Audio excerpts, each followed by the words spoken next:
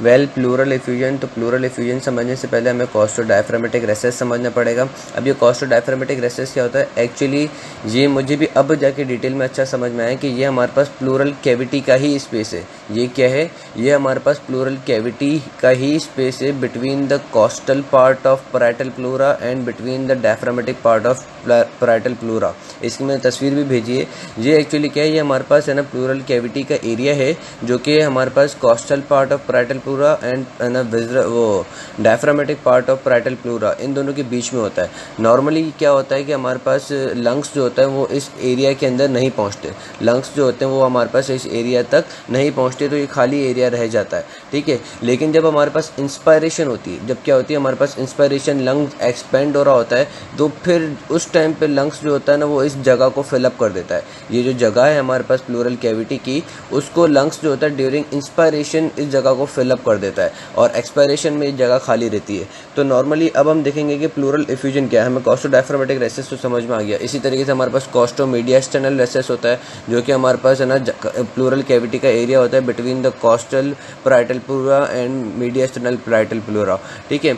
अब हमें देखना है प्लूरल इफ्यूजन। प्लूरल इफ्यूजन क्या होती है कि हमारे पास नॉर्मली ब्लड जो होता है वो पैराइटल प्लूरा पे ज़्यादा होता है as compare to the visceral pleura. अब ब्लड पैराइटल प्लूरा पे ज़्यादा है as compare to the visceral pleura, तो हमारे पास क्या होगी, डिफ्यूजन होगी। डिफ्यूजन होगी मीन्स कि हमारे पास पैराइटल प्लूरा में क्या है, हाइड्रोस्टैटिक प्रेशर बहुत ज़्यादा है। अब हाइड्रोस्टैटिक प्रेशर बहुत ज़्यादा है तो हमारे पास क्या होगा कि डिफ्यूजन होगी।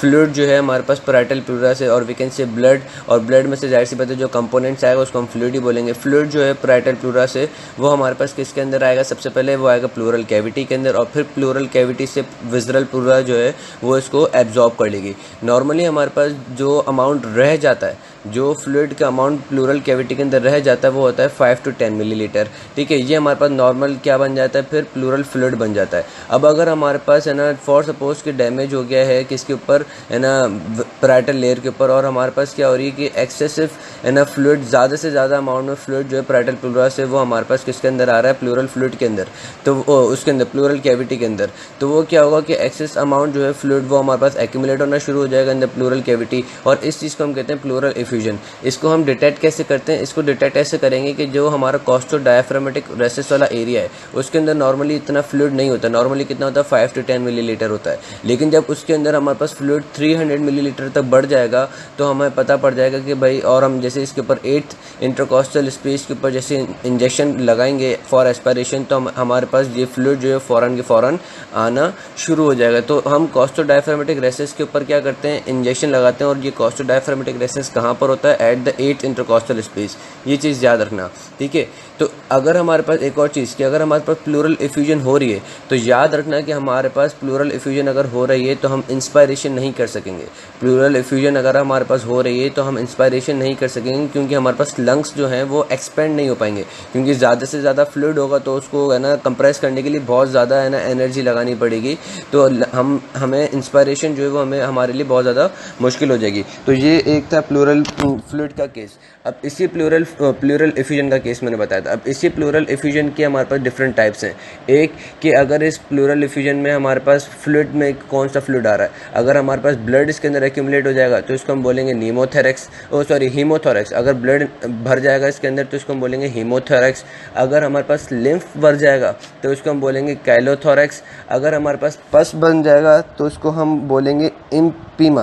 क्या बोलेंगे, इम्पीमा। अगर पस भर जाएगा तो उसका क्या बोलेंगे, इम्पीमा। अगर हमारे पास एयर भर जाएगी तो इसको हम क्या बोलेंगे, न्यूमोथोरेक्स, ठीक है। और अगर हमारे पास न्यूमोथोरेक्स और है ना we can say tension pneumothorax इसको कहते हैं, ठीक है। और बाकी तो मैंने तकरीबन ऑलमोस्ट इसका बता दिया कि हीमोथोरेक्स, और अगर पस भर जाएगा तो पायोनीमोथोरेक्स वगैरह बोल देंगे। सो गाइस, अब जो हमारा टॉपिक है वो बहुत बहुत ज़्यादा इंपॉर्टेंट है, वो है थोरैकोसिंथेसिस। थोरैकोसिंथेसिस से क्या मुराद होता है कि जो अभी हमने डिस्कस किया प्लूरल इफ्यूजन, और उस प्लूरल इफ्यूजन से जो हमारे पास फ्लूइड जो है एक्यूमुलेट हो गया था कॉस्टो डायफ्रामेटिक रेसेस के अंदर, अब हमें उस फ्लूइड को निकालना है। जो फ्लूइड हमारे पास कॉस्टो डायफ्रामेटिक रेसेस के अंदर एक्यूमुलेट हो गया था, अब हमें क्या करना है, उसको निकालना है। उसको निकालने के लिए हम क्या करेंगे, पहले देखेंगे कि यार हमारा कॉस्टो डायफ्रामेटिक रेसेस जो कि एरिया है पेरिटोनियल कैविटी का, वो लोकेटेड कहाँ पर होता है। तो वो हमारे पास लोकेटेड होता है in the 7th intercostal space. यानी कि अगर हम 7th इंटरकॉस्टल स्पेस को देखेंगे और उसके मिड पॉइंट के ऊपर कोई सी भी चीज़ लगाएंगे, कोई इंजेक्शन वगैरह लगाएंगे, तो वो इंजेक्शन हमारे पास डायरेक्ट जो है वो एंडोथोरेसिक फेशिया से पियर्स करके कहाँ पे आ जाएगा, प्लूरल कैविटी के अंदर आ जाएगा। और वो प्लूरल कैविटी उस पॉइंट पे जो प्लूरल कैविटी होगी वो होगी कॉस्टो डायफ्रामेटिक रेसेस।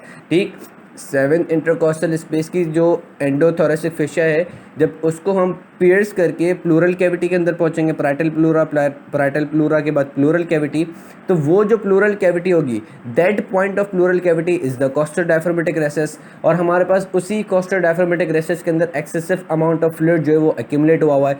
अब उस एक्सेसिव अमाउंट ऑफ फ्लूइड जो कि कॉस्टो डायफ्रामेटिक रेसेस के अंदर एक्यूमुलेट हुआ है, हमें उससे बाहर निकालना है। जो costodiaphragmatic recess part of pleural cavity, उस प्लूरल कैविटी में जो हमारे पास फ्लूइड एक्यूमुलेट हो गया है, ब्लड एक्यूमुलेट हो गया, पस एक्यूमुलेट हो गया, अब हमें उससे क्या करना है, बाहर निकालना है। क्यों बाहर निकालना है? क्योंकि हमें सांस लेनी है, हमें मरना नहीं है। ठीक है, क्योंकि हमें पता है कि भाई प्लूरल एफ्यूजन की वजह से इंस्पायरेशन नहीं हो सक रही है, डिस्टर्बेंस हो रही है इंस्पायरेशन करने में, तो हमें क्या करना है, उस पस को, फ्लूइड को, ब्लड को बाहर निकालना है। उसके लिए हम क्या करेंगे, इंजेक्शन लगाएंगे। इंजेक्शन अब हम कहाँ लगाएंगे, 7th इंटरकॉस्टल स्पेस।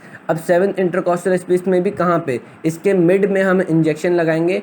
ठीक है, मिड में जैसे ही हमने इंजेक्शन लगाया तो हमारे पास क्या होगा कि इंजेक्शन पहले मसल्स को पियर्स करेगा, मसल्स को पियर्स करने के बाद एंडोथोरेसिक फेशिया, और एंडोथोरेसिक फेशिया से डायरेक्टली वो हमारे पास प्लूरल कैविटी के अंदर एंटर हो जाएगा। फिर हम क्या करेंगे, इंजेक्शन को पीछे की तरफ खींचेंगे एस्पायरेट के लिए। ठीक है, एस्पायरेशन करेंगे। एस्पायरेशन का मुराद ये होता है कि कोई सा भी फ्लूइड, ब्लड, पस, कोई सी भी चीज़ जो है वो इंजेक्शन के अंदर सक करना, उसको हम एस्पायरेशन करते हैं, एस्पायरेशन कहते हैं।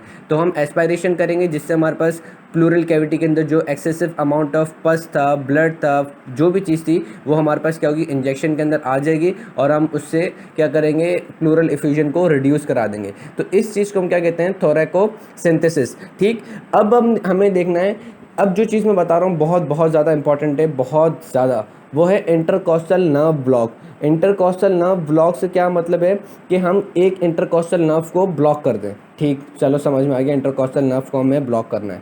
ठीक है, लेट्स से क्वेश्चन आ जाता है कि भाई 2nd इंटरकॉस्टल स्पेस पे आपको नर्व ब्लॉक करना है, तो आप कहाँ इंजेक्शन लगाओगे। 2nd इंटरकॉस्टल स्पेस है, उस पर आपको इंजेक्शन लगाना है, नर्व ब्लॉक करना है, तो आप कहाँ लगाओगे। लेट्स से कि पहले तो हमें ये समझना पड़ेगा कि यार ये 2nd इंटरकॉस्टल स्पेस से मुराद क्या है। 2nd इंटरकॉस्टल स्पेस से मुराद ये है कि lower border of 2nd rib and upper border of 3rd rib, space between lower border of 2nd rib and upper border of 3rd rib. 2nd intercostal space से क्या मुराद होगा, lower border of 2nd rib end space between lower border of 2nd rib and upper border of 3rd rib. ये तो भाई हमें समझ में आ गया। अब हमें क्या करना है, इंटरकॉस्टल नर्व ब्लॉक देना है in the 2nd intercostal space. Intercostal space तो समझ में आ गया कि भाई lower border of 2nd rib end space between lower border of 2nd rib end the upper border of 3rd rib. Intercostal space समझ में आ गया। अब हमें इंटरकॉस्टल नर्व ब्लॉक देना है, तो अब हम कहाँ देंगे, either we will give injection on the lower border of 2nd rib और on the upper border of 3rd rib. हमें इंजेक्शन इन दोनों में से किसी एक जगह पे देना पड़ेगा। तो लेट्स से कि अगर हम इंजेक्शन देते हैं lower border of 2nd rib पे, तो हमारे पास क्या एडवांटेज होगा, lower border of 2nd rib पे अगर हम इंजेक्शन देते हैं, बिल्कुल इनिशियल पॉइंट ऑफ लोअर जो एंगल वाला पार्ट होता है रिब का, हम वहाँ पे वो देंगे, इंजेक्शन लगाएंगे। जो एंगल जहाँ पे होता है हमारे पास एक रिब का, जहाँ पे एंगल होता है एट द लोअर बॉर्डर, वहाँ पे हम इंजेक्शन लगाएंगे, क्योंकि उस पॉइंट पे हमारे पास क्या होती है, बिल्कुल प्रोमिनेंस होती हैं इंटरकॉस्टल एनवीएस नर्व। फिर हमारे पास क्या होती है, वेन, इंटरकॉस्टल एनवीएस, सबसे पहले उसमें क्या होता है, वेन, आर्टरी, फिर आखिर में आती है नर्व। ठीक है, तो एंगल वाले पॉइंट पे हमारे पास क्या होता है, बिल्कुल प्रोमिनेंट होती हैं। तो हम जैसे ही सपोज करो इंजेक्शन लगाते हैं हम 2nd जो रिब है उसके लोअर बॉर्डर पे, उस पे लोअर बॉर्डर के भी कहाँ पे, एंगल वाले पॉइंट पे, लोअर बॉर्डर के भी कहाँ पे, एंगल वाले पॉइंट पे हमने इंजेक्शन लगाया, तो उससे क्या एडवांटेज होगा। अगर हमने इंजेक्शन लगाया, हमने नर्व को एनेस्थीसिया दे दिया, ठीक है, नर्व को हमने एनेस्थीसिया दे दिया, तो इससे क्या होगा कि बाकी जितना भी आगे का डायरेक्शन होगा रिप का, एंगल से लेके जितनी भी हमारे पास रिप बिल्कुल जो आगे की तरफ जाती है in the front of the thorax, फिर जाके वो हमारे पास कोस्टोकार्टिलेज के साथ आगे जाके हमारे पास स्टर्नम पे जाके अटैच होगी, तो उस पूरे एरिया पे हमारे पास सेंसेशन आगे नहीं जाएगी, क्योंकि हमने एंगल वाले पॉइंट पे इंजेक्शन लगा के नर्व को ब्लॉक कर दिया है। ठीक, ये चीज़ समझ में आ गई। अब हमें पता है कि इसी एंगल वाले पॉइंट से हमारे पास क्या होती है, इसकी कोलैटरल ब्रांच भी अराइज होती है। ठीक है, इसी एंगल वाले पॉइंट से इसकी क्या अराइज होती है, कोलैटरल ब्रांच। और कोलैटरल ब्रांच कहाँ रन करती है, कोलैटरल ब्रांच हमारे पास जो नीचे वाली रिब होती है, लेट से इसके अंदर, इस केस के अंदर थर्ड रिब की जो सुपीरियर सरफेस है उसके ऊपर रन करती है। तो जब हमने एंगल के ऊपर इंजेक्शन लगा दिया तो हमारे पास कोलैटरल का फ़ायदा ही नहीं हुआ, क्योंकि कोलैटरल तो अभी इमर्ज आउट ही नहीं हुई। तो अगर हमने इंजेक्शन लगा दिया एंगल पे तो हमारे पास क्या होगा कि कोलैटरल के अंदर भी सेंसेशन नहीं जाएगी। जो इसकी कोलैटरल ब्रांच है जो कि हमारे पास superior border of third rib के ऊपर रन कर रही है, उसमें भी सेंसेशन नहीं जाएगी। तो अब हमें जो इंटरकॉस्टल स्पेस के अंदर जो थर्ड रिब है उस पर इंजेक्शन लगाने की ज़रूरत ही नहीं, क्योंकि वहाँ पे सेंसेशन जा ही नहीं रही, क्योंकि हमने एंगल ऑफ सेकंड रिब के जो एंगल है उसके ऊपर इंजेक्शन लगा दिया है, उससे हमने नर्व को ब्लॉक कर दिया है। अब उसकी कोलैटरल ब्रांच के अंदर कोई सेंसेशन नहीं है, तो जाहिर सी बात है जब सेंसेशन ही नहीं है तो फिर हम थर्ड रिब के ऊपर और we can say intercostal space के लोअर एस्पेक्ट के ऊपर हम इंजेक्शन क्यों लगाएंगे, नहीं लगाएंगे। ठीक, तो क्या चीज़ समझ में आई कि अगर हमें नर्व ब्लॉक करनी है, अगर हमें नर्व ब्लॉक करनी है तो हम इंटरकॉस्टल स्पेस के सुपीरियर एस्पेक्ट के ऊपर इंजेक्शन लगाते हैं। और सुपीरियर एस्पेक्ट क्या है, एक रिब का लोअर बॉर्डर। ठीक है, सुपीरियर एस्पेक्ट क्या है, एक रिब का लोअर बॉर्डर। ये चीज़ आपको याद रखनी है कि अगर क्वेश्चन में आपको देखना है पूछ क्या रहा है, अगर क्वेश्चन में आपसे ये पूछ रहा है कि इंटरकॉस्टल स्पेस पे किस जगह पे इंजेक्शन, तो इंटरकॉस्टल स्पेस के सुपीरियर एस्पेक्ट पे इंजेक्शन लगाएंगे। क्यों सुपीरियर एस्पेक्ट पे, क्योंकि इसका जो सुपीरियर एस्पेक्ट होता है वो हमारे पास क्या होता है, lower border of a rib होता है। वो हमारे पास क्या होता है, लोअर बॉर्डर ऑफ रिब होता है, और उसी लोअर बॉर्डर ऑफ रिब के ऊपर क्या होती है, नर्व होती है। हम अगर उसको ब्लॉक कर देंगे तो वो हमारे पास एरिया जो है वो इंटरकॉस्टल स्पेस जो है वो एनेस्थेसाइज हो जाएगा। चीज़ समझ में आ रही है। अगर आपसे क्वेश्चन में पूछा जाता है कि इंटरकॉस्टल स्पेस है कोई, जैसे लेट से सेकंड इंटरकॉस्टल स्पेस है और आपको उसको एनेस्थेसाइज करना है, तो इंजेक्शन कहाँ लगाओगे, इंजेक्शन आप लगाओगे एट इट्स सुपीरियर एस्पेक्ट, क्योंकि इसका जो सुपीरियर एस्पेक्ट है वो हमारे पास किससे ऑक्यूपाई हुआ है, इसका सुपीरियर एस्पेक्ट हमारे पास ऑक्यूपाई हुआ है by lower border of second rib. और lower border of second rib के ऊपर हमारे पास क्या है, एनवीएस रन करते हैं। और lower border of second rib के ऊपर भी किस जगह पे, at its angle point. At its angle point क्यों, क्योंकि वहाँ पे अगर हम इंजेक्शन लगा देंगे तो उसकी कोलैटरल अराइज नहीं होगी, और कोलैटरल अगर अराइज नहीं होगी मतलब कोलैटरल के अंदर सेंसेशन नहीं जाएगी, तो हमारे पास जो इस इंटरकॉस्टल स्पेस का जो लोअर एस्पेक्ट है जो कि ऑक्यूपाई हुआ है by superior border of third rib, तो वहाँ पर भी सेंसेशन नहीं पहुँचेगी और पूरा एरिया जो है वो हमारे पास एनेस्थेसाइज हो जाएगा।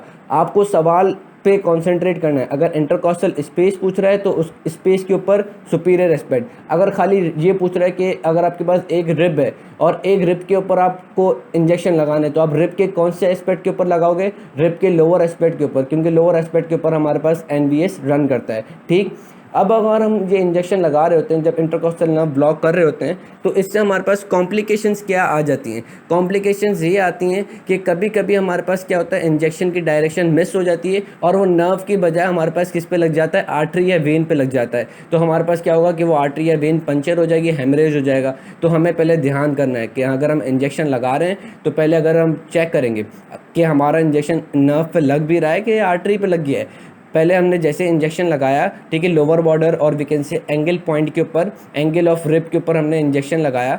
पहले सबसे पहले हम क्या करेंगे, एस्पायरेट करेंगे, इंजेक्शन को पीछे से सक करेंगे। अगर तो इंजेक्शन के अंदर ब्लड आ गया, इसका मतलब कि भाई हमारा इंजेक्शन नर्व पे नहीं आर्टरी या वेन के ऊपर लग रहा है, फिर हम उसी वक्त इंजेक्शन हटा लेंगे, फिर थोड़ा सा नीचे करके लगाएंगे। फिर अगर हम दोबारा सक करेंगे, अगर अब कोई वो नहीं आया, मतलब ना ब्लड आया ना कुछ हुआ, तो इसका मतलब सही है कि भाई हमारी जो इंजेक्शन जो है वो एग्जैक्टली नर्व के ऊपर लग रहा है, और फिर आप पूरा एनेस्थीसिया डाल दो तो आपके पास क्या होगी, नर्व जो है वो ब्लॉक हो जाएगी। ठीक, एक तो ये कॉम्प्लिकेशन थी कि यार ये हेमरेज हो सकती है अगर हमारी डायरेक्शन ऊपर नीचे हो जाए। अगर हमने इंजेक्शन लगाया नर्व और हमने एस्पायरेट किया, ठीक है, जैसे हमने इंजेक्शन लगाया, हमने इंजेक्शन लगाने के साथ हमारे पास दूसरी कॉम्प्लिकेशन क्या हो सकती है कि नर्व पे नहीं लगे, उससे थोड़ा सा बीच में आ जाए, उससे थोड़ा सा बीच में आ जाएगा तो हमारे पास क्या होगा कि इंजेक्शन जो है वो डायरेक्टली हमारे पास क्या करेगा, एंडोथोरेसिक फेशिया को पियर्स कर देगा, प्लूरल कैविटी के अंदर आ जाएगा। और हमने एस्पायरेट किया, एस्पायरेट करने के साथ साथ अगर हमारे पास क्या हो रहा हो कि फ्लूइड अगर आ जाए, और वो फ्लूइड कैसा हो कि हमारे पास पानी जैसा फ्लूइड हो, तो हम समझ जाएंगे कि भाई हमने क्या कर दिया, हमने प्लूरल कैविटी को जो है वो पंचर कर दिया है और हमारे पास प्लूरल फ्लूइड जो है वो इंजेक्शन के अंदर आ रहा है। फिर क्या होगा कि जैसे हम इंजेक्शन निकालेंगे तो एयर जो है वो हमारे पास उस डैमेज और रप्चर प्लूरल कैविटी के अंदर चली जाएगी और हमारे पास नीमोथोरेक्स हो जाएगा।